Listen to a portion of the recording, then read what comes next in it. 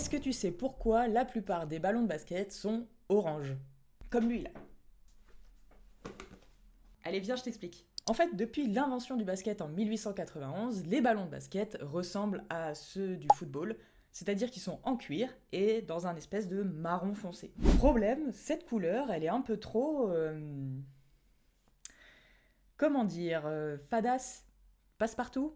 Bref, on pouvait très facilement la perdre de vue, et surtout parce que les terrains de basket à l'époque, ils n'étaient pas aussi éclairés que ceux d'aujourd'hui. Et du coup, perdre la balle de vue quand t'es joueur, c'est...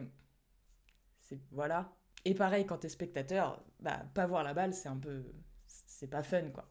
Bref, une vraie galère, ce vieux marron foncé. Et du coup, en 1957, un certain Tony Hinkle, entraîneur de l'équipe universitaire des Bulldogs de Butler, s'associe à la marque Spalding pour changer ça. Et il faut noter qu'au même moment, Spalding, qui est alors un grand fournisseur de balles et de ballons aux États-Unis, vient d'investir massivement dans le championnat universitaire américain.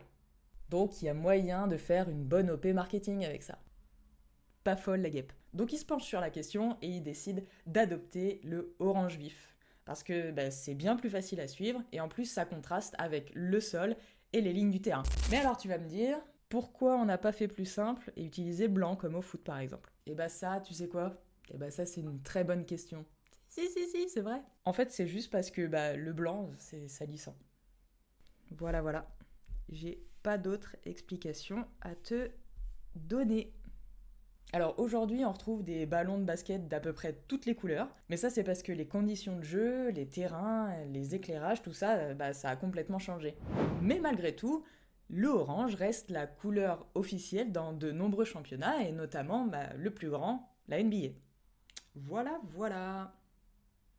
Maintenant que t'as l'info, va travailler ton shoot.